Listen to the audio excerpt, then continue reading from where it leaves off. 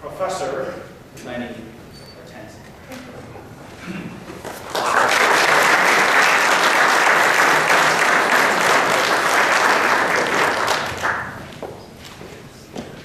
How y'all doing? Man, it's so funny. You're gonna have to. It's one of those mysteries of life. I teach 3-hour lectures in calculus-based physics. A bunch of people at Niagara Community College, and I don't even work up a sweat. And I'm with you guys for 20 minutes. For some reason, I'm all nervous. It suddenly dawned on me, I don't know your names. So everybody, please introduce yourself.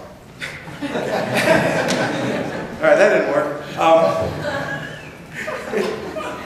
Let's see if I can crank some stuff here and figure out how to get to a PowerPoint that used to be here, but now isn't. Just go to the bottom. Move the mouse to the bottom. Oh, it's there, but it's not there. Oh, it's fake. It's gone. I did it. You're being punished by God. Oh, not my guy.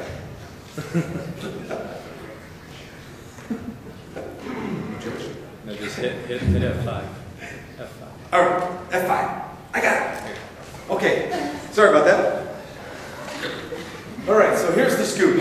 I teach physics at Finger Lakes Community College, and I really have a fun time actually teaching them all about the scientific method. And it's really kind of fun to teach people about the scientific method because what I end up having to do inadvertently is have amazing discussions with people down the hall in the biology department because my premise is, and boy does it really get everybody upset. I can't believe how emotional everybody is, but they get really upset with me because I kind of point out to them that there's some people down the hall that are violating known laws of physics and violating the scientific method that I hold dear because I love science in order to teach some stuff.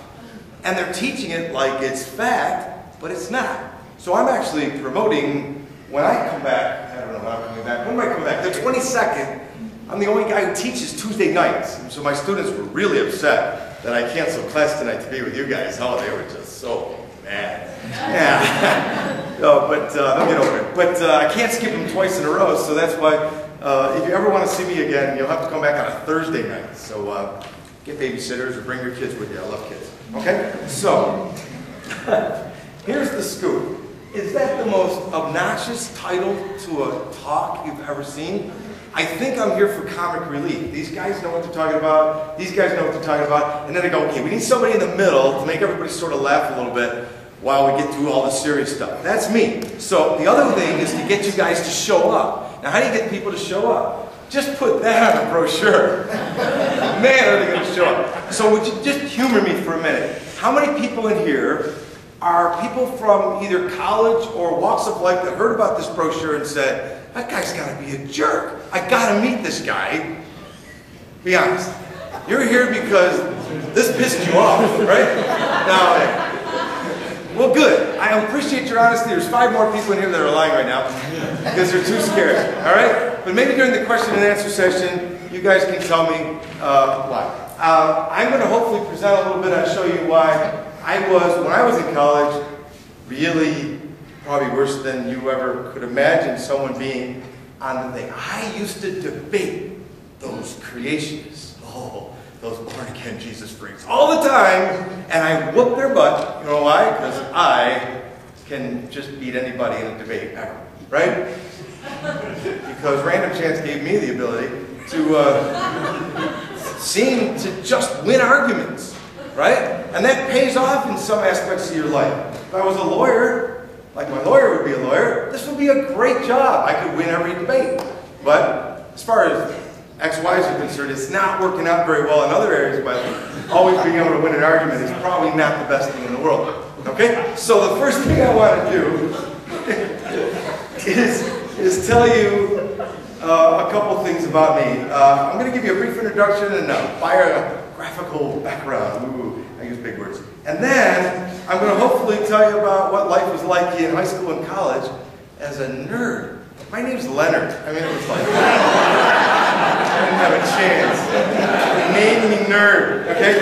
And then I went cross country on a motorcycle all alone, and something happened on that trip that I want to just share with you if I don't run out of time and Jeremy starts kicking me out. And then I had like a search for the truth, and I just wanted to know the answer, which is kind of weird, because a lot of people have to wait till they're either dying of cancer or they have some trauma in their life to ask this question. What's this all about? What's the point? Why am I here? What's the point of taking calculus-based physics if I'm going to cease to exist in 40 years? This is just not right. All right? I learned how to learn the stuff. I took all these courses at Buff State. I got this master's degree from Brockport, and I learned all this stuff, and then my brain dies and I cease to exist. That doesn't make sense. So for some reason, I was like one of the only teenagers I know that wasn't immortal, that didn't realize that maybe I'm going to die sometime, and it bugged me. Okay? So after all that, I started following some evidence, and I've been on a 30-year quest. So I have this impossible task in 20 minutes to share with you enough about this quest I had about finding the truth and finding the evidence, and maybe I'll just spark enough interest for you to start learning on your own or asking those big questions on your own if you've never asked it before. I'll also challenge you if you're absolutely, positively sure you're right and Richard Dawkins is your hero. If you have that naturalistic point of view, I'm going to challenge you a little bit because I remember how I was, and I was probably like you. And now I'm obnoxious for the other team. Okay? And here's the annoying part. I exposed some hoaxes. And so what I'm really trying to do in 20 minutes is pique your interest for what's going on April 22nd, which is kind of like an introduction to a book that I wrote, or almost wrote, sort of 3/4 through. I'll tell you what, you show up April 22nd and put your name down on a list to give you a free book. How's that? So, you know, like it's going to be worth millions of dollars. All right? There's no way I'm going to be able to do this in 20 minutes and then an hour, so what the heck? Write a book, maybe you can read it on your own time. Put a lot of links on there so you can see where I stole this stuff from. Ladies and gentlemen, Len Hortensi. I was born a short, bald guy. I experimented with hair somewhere in the middle. Didn't like it, went back to short, bald guy. Okay? Got 3 older sisters, so you know I had to do a lot of therapy. No brothers. Look at that dog. I showed my kids that picture, and I said, what do you think? Pretty amazed it's black and white, right? And he said, no, I'm amazed at photography existed back then. So if you're going to do Q&A and start insulting me and insult my intelligence because you disagree with my point of view, don't worry about it. I got 2 teenagers, so I'm used to it. All right, so I was always a nerd. Check this out. I was always a nerd. I won every science fair I was ever in. I was planning on going to the moon, not necessarily in that rocket, but I was definitely going to show up with the moon. Boy, did my mom get pissed when she found out that that helmet was a globe, an antique globe, that her grandfather gave her. Man, she's still talking about that. All right? Then I went to I want to be an actor, I want to be a comedian, I want to be a drama major. So there's me at Niagara Falls, where I grew up, right? But right about this time in my life, something really started happening kind of weird, okay? And here's what happened. Okay? Richard, don't worry, I'm going to edit all that stuff later. All right. She's like, what do I do? All right, so something odd happened, and I don't know if it ever happened to you, but if you did, just quietly nod. Nobody's looking at you, they're all looking at me, okay? Right around in my teenage years, being brought up Catholic, I had struggles with the priest telling me that, well, that Genesis story is just to teach us about the nature of humans, but it's not to be taken literally, because science has shown to us that the world is millions and billions of years old, and we evolved over millions and millions of years after the meteor hit the Yucatan Peninsula and knocked out all the dinosaurs and gave the mouse a chance. And so I was getting taught this by priests that I really should allegorize Scripture. And here I am in a Catholic school learning that stuff. And then I got to high school and more of that happened. And then when I got to college and started taking bio courses and anatomy and physiology courses and learning this stuff was fact, I'm like, well, that pretty much screwed it. So ladies and gentlemen, Len Hortensi, super nerd from grade school, turned into agnostic. I don't want to say atheist, but I got to a point where I'm saying, you know, I can't prove it with physics, so I don't want to think about it. I have no motivation to believe in God. I'm too busy. I don't even want to think about it. I really like this naturalistic approach because physics is something real, man. I mean, it's just stuff, you know. I drop this thing, it falls down, you know. I can count on it. All this mysterious, mystical, supernatural, invisible God stuff, give me a break. I just want evidence. Evidence is from the Latin to see. I want to see. Get video from that word. And I wasn't getting it. At least I wasn't getting it from the scholars that knew Scripture, or the scholars that were telling me about God or Jesus or anything that they were approaching me with. So I struggled enough where I said, I'm going to bag that whole thing and just not think about it. And again, I want a lot of debates. Okay? I found this really cool quote. It says, I had great fervor and interest in the fundamentalist religion. And then it left at 17. When I got to the University of Alabama and heard about evolutionary theory. That was Ego Wilson that I met when he talked at MCC. And he's an adamant atheist, and he's almost hostile sometimes toward people who prescribe anything but a sort of a atheistic, naturalistic worldview. He's right. He says he's right, and therefore he's right. And I think, wow, you know, that's kind of like what I was embracing. Okay? But that's not exactly why I was embracing it. I'll tell you why I was really embracing it. I was embracing it because of these fine creatures made by either God or random chance. Women. Women. I really liked women. So let's be honest here. I'm not going to lie to you and say that I was just questioning origins because I didn't really know the proof or anything like that. No, I was questioning origins because if there was a God, there was an accountability hearing at the end of time, and I liked women. I liked dating women. I liked fornicating. I liked the idea that there was no judge or there was no judgment. There was no accountability. I liked the force. Look how you'll fall. Trust your feelings. I like the force. You know why? It's Christianity light. A third less calories than your regular Christianity. If you want something to explain how we all got here, the force. Right? But if you want to go out and get drunk and party all night and maybe take advantage of people, then it's just the force. There's nobody yelling at you, or there's nobody judging you, or there's nobody holding you accountable. I like that God. The non-God. It was awesome. I get to do what I want. There's no accountability. So, found a cool quote by the Pope. Can you believe this quote? Check this out. We're moving toward a dictatorship of relativism, which does not recognize anything as for certain, and which has in its highest goal one's own ego and one's own desire. Pope Benedict said it way better than me. Here's what I would say. I want to do what I want. I want to have sex when I want. I want to not have anybody say, if you lied, you didn't do anything wrong. Because there is no right or wrong. It's all just relative. I like that. Oh man, he's an ascendant. So I got to be honest with you. I was not an agnostic because I was lacking evidence. Man, you just listen to what Dr. Miano just said. I mean, that's just one tip of the iceberg about DNA. If you had an open heart, you would know that there was a designer just from that 20 minutes. But if you let me talk long enough, 4 years later, I'd finally get done with evidence. And there's so much, it's unbelievable. I can't look at a flower anymore. I can't look at stars anymore. I'm screwed. I see it everywhere. It's everywhere. And if you don't see it, I'm going to just challenge you. Maybe you were like I was when I was your age. And it's not because it's a lack of evidence. It's because you're suppressing the evidence because you want to do what you want to do.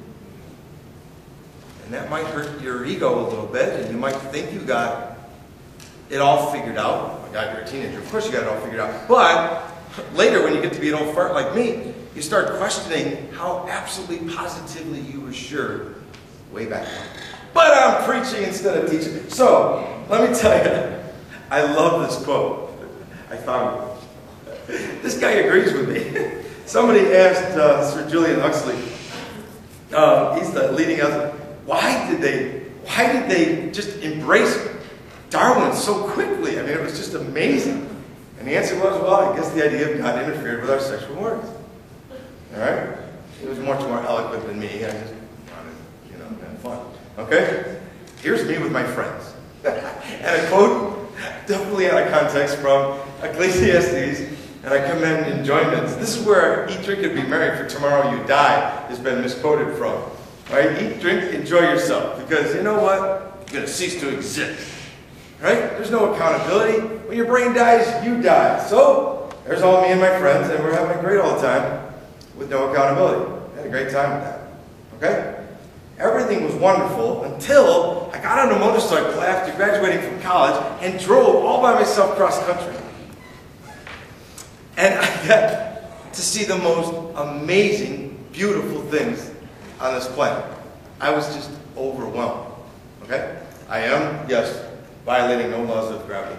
And that's, just want you to know, when you don't believe in gravity, it doesn't exist. All right. Let's hear the coyote. You have enough time to put a sign up.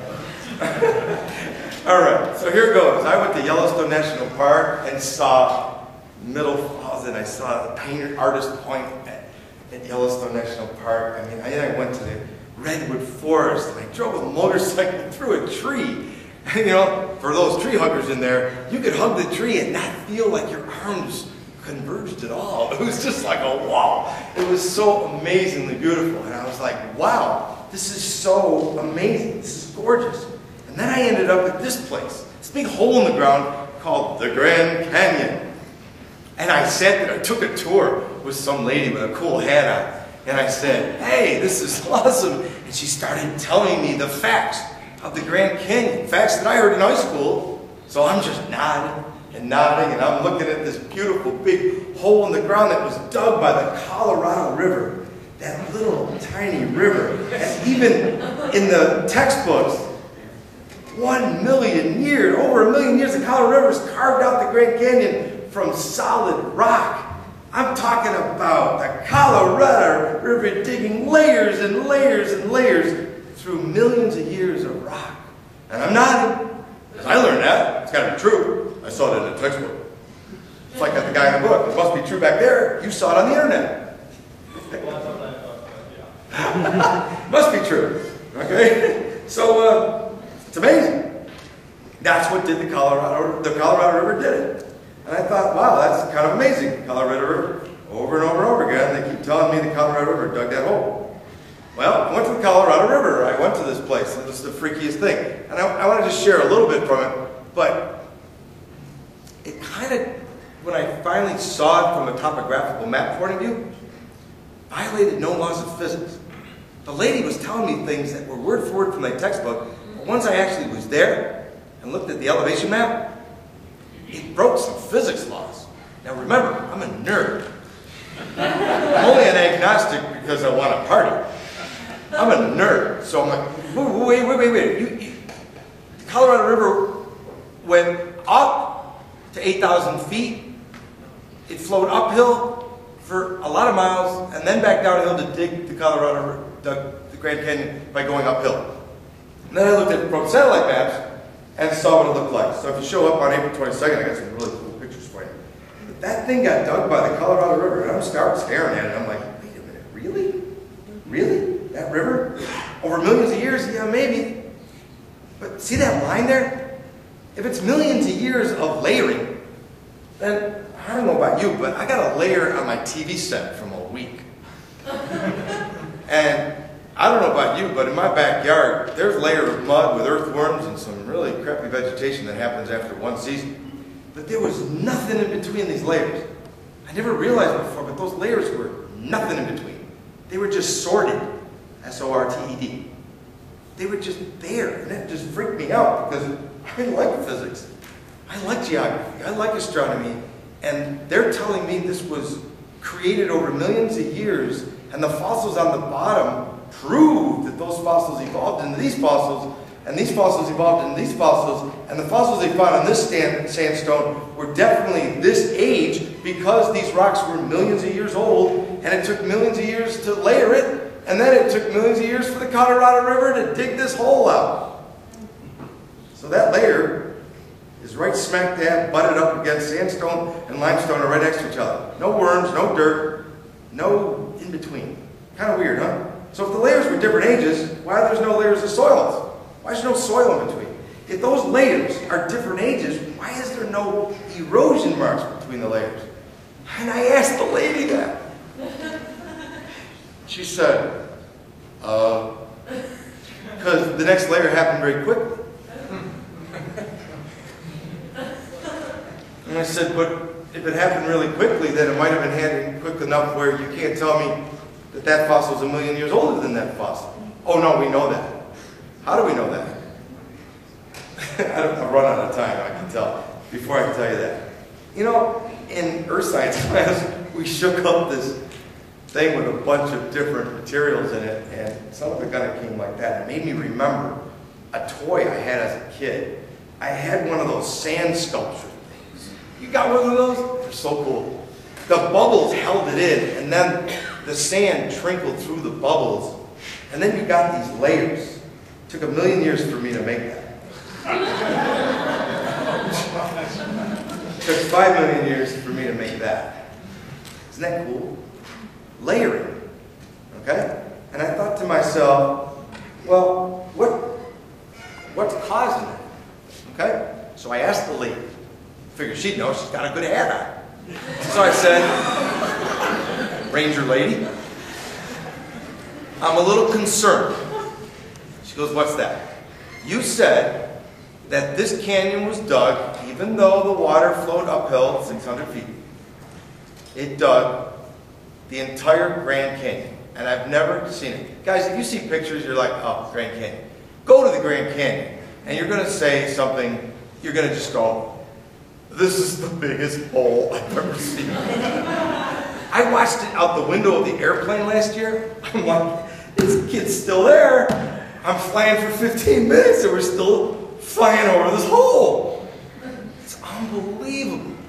And I'm driving over this big, huge hole. I'm driving my motorcycle along the south rim. I'm looking at this stuff. I asked this lady, I've been driving around this thing for 2 days. I hiked to the bottom. I hiked back up. Would you please explain one thing to me I just don't get? I learned in earth science class that the sediment that can be carried away from the river depends on the water volume and the speed of the river. You guys all remember this? Remember science class? Okay? So, I'm seeing how fast the river's flowing. Where's the stuff? She said, what? And I said, where's the stuff? It's the biggest hole I've ever seen in my life. Where's the dirt? Used to be here. Now it ain't. Where is it? And she looked at me like a deer and said, well, nobody's ever asked me that before. I said, well, where's the dirt? It should be like right there. It should be this amazing delta on the back end of the Grand Canyon where all the sediment is. Because this river took millions of years to flow, it should have layered somewhere else on the stuff that took away.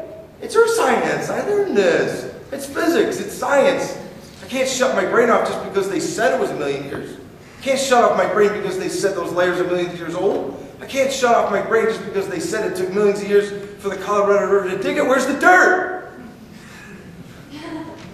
She didn't answer. So I got on my motorcycle and I start driving south. I'm like, I'm finding the dirt. So I'm 250 miles south of that. I get to the painted desert. I recognize the same dirt. Mounds of dirt, like dumped there. Like all of a sudden, try to imagine so much volume of water that it would be like an entire ocean that was making Nebraska fertile.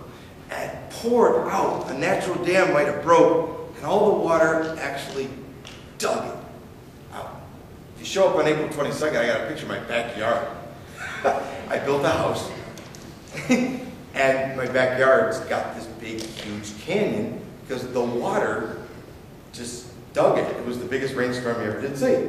And I just thought, well, where's the dirt? And I found it. It's 2 doors down. It went down my hill, down the driveway, down the street, and is really irritating my neighbors because my land is in their front yard.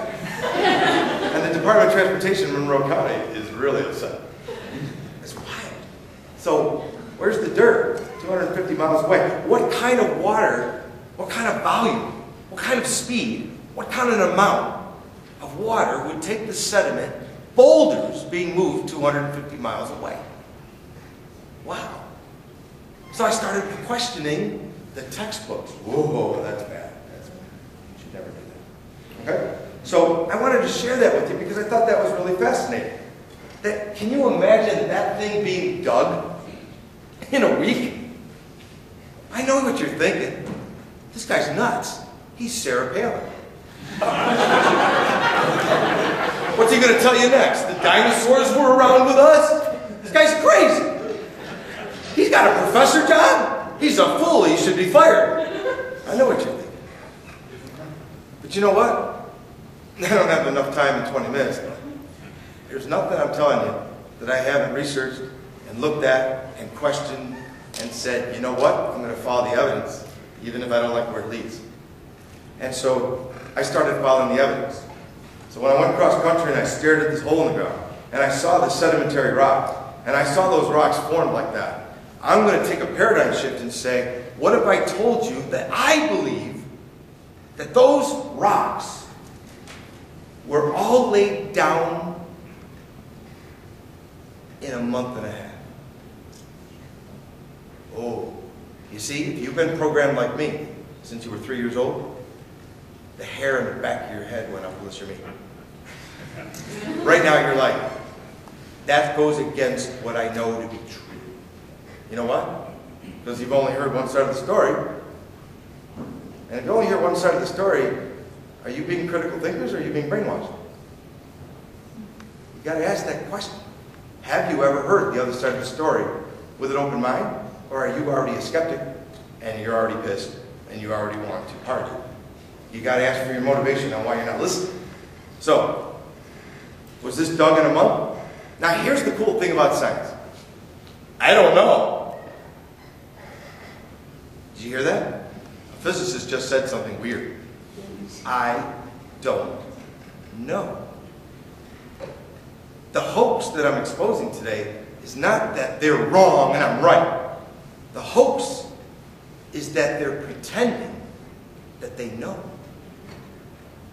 Historical evidence is not what I do in the lab. What I do in the lab is testable, and it's testable for wrongness. It's called the scientific method, people. And historical evidence can't be tested. Nobody had a video camera going. So they don't know if the Grand Canyon was dug in a year or millions and millions of years. Well, what about dating the fossils? You can't date the fossils. Well, the rocks were radioactively dated. That's how old we know they are. Do you know how many people don't know you can't date sedimentary rock? I'm amazed that my students every year tell me, well, they radioactively dated. That's all why they know that Grand Canyon is that old. You can't radioactively date sedimentary rock. And where are fossils? 90% of them are in sedimentary rock. So how do you date the fossils? By the rocks. How do you date the rocks? By the fossils. Yeah. All right, so here goes, folks. Ready? I'm a real jerk. I put the wrong pictures in. These aren't my Grand Canyon pictures. These are my Mount St. Helens pictures. Sorry. Told you I'm a jerk. Wow. I got video. I'm right. How do you make layering? Flood. Spirit Lake filled up to 1,000 feet higher than it was before. A natural dam broke after all the layering happened. Natural dam broke, water gushed out and made this a canyon. 1/60th scale model of the Grand Canyon. Isn't that cool? Now, I hope some people are at least looking at this and going, maybe I don't know everything. Maybe I should ask more questions. Maybe I could say, I don't know. But here's the thing I've been taught. This has got to be right, it's in the textbook. The geographic column, every textbook says dinosaurs lived in the Cretaceous over 70 million years ago when that meteor wiped them out. And it took 70 million years for the mouse to evolve into a man. I tell my students that all the time. What makes a mouse a man? 70 million years.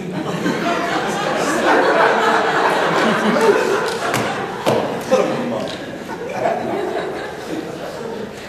So, maybe the dinosaurs went extinct 70 million years ago.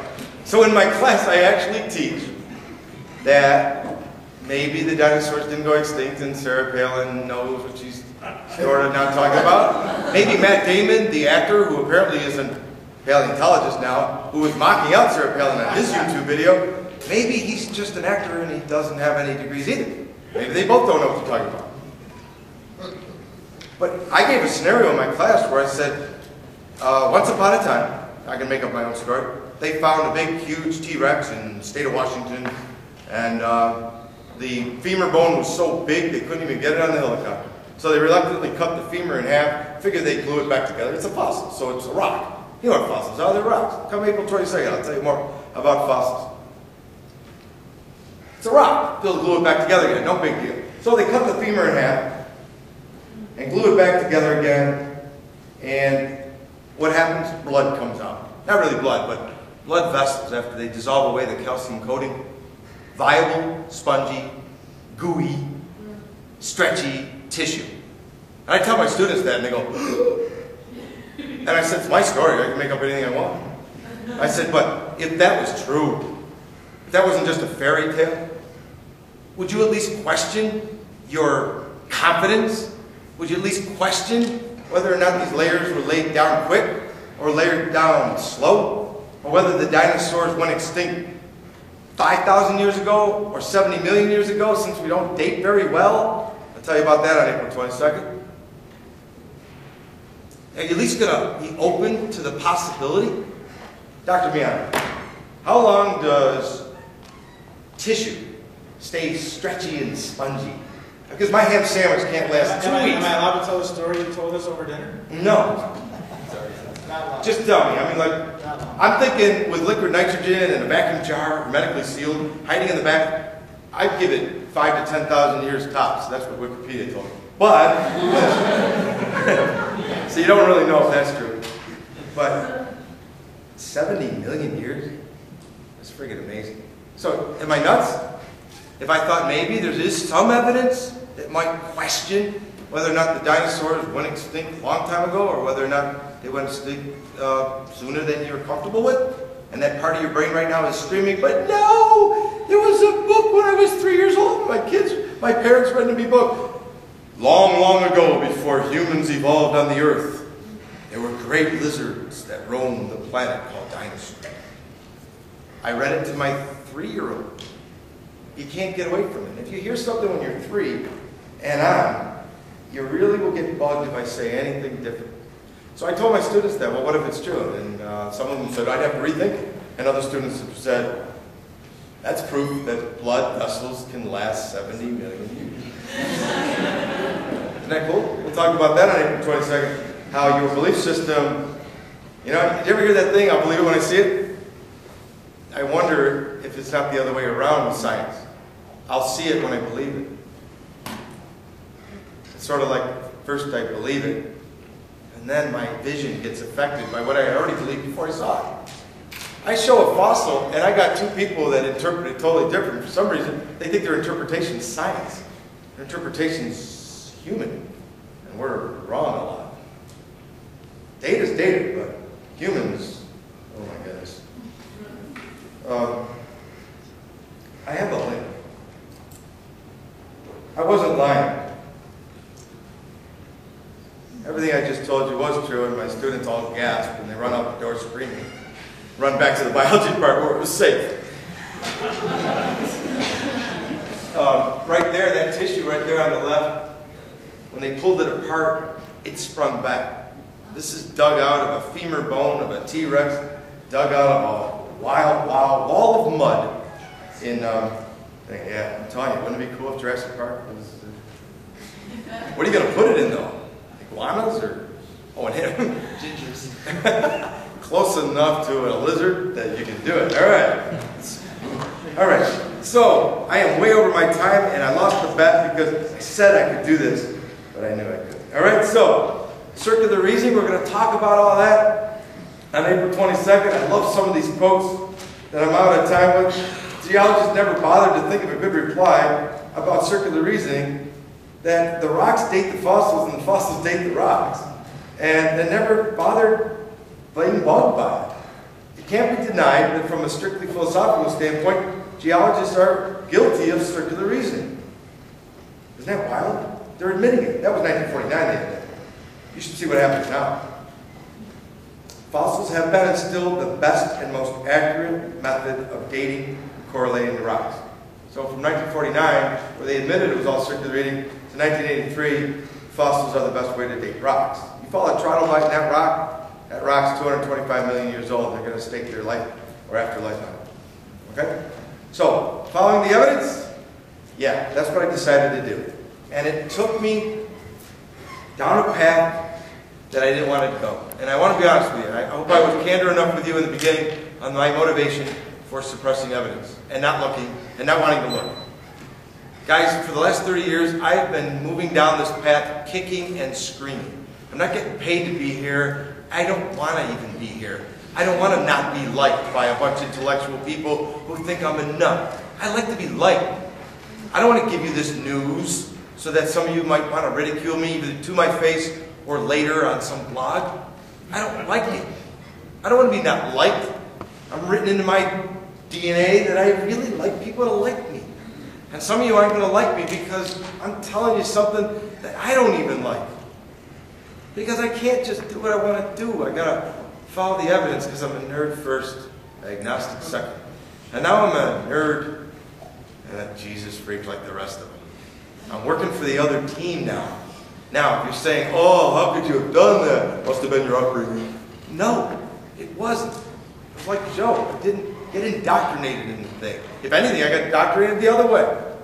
So I went kicking and screaming down a path that I followed the evidence, and I asked a question, and the question was, what should I do? So what I'm going to do on April 22nd is learn about some of the hoaxes and assumptions that you might be familiar with, or you might have been fooled into thinking it was good physics, good science, good biology. Urey Miller experiment, Darwin's tree of life, all the missing links. I mean, these are things that I held dear.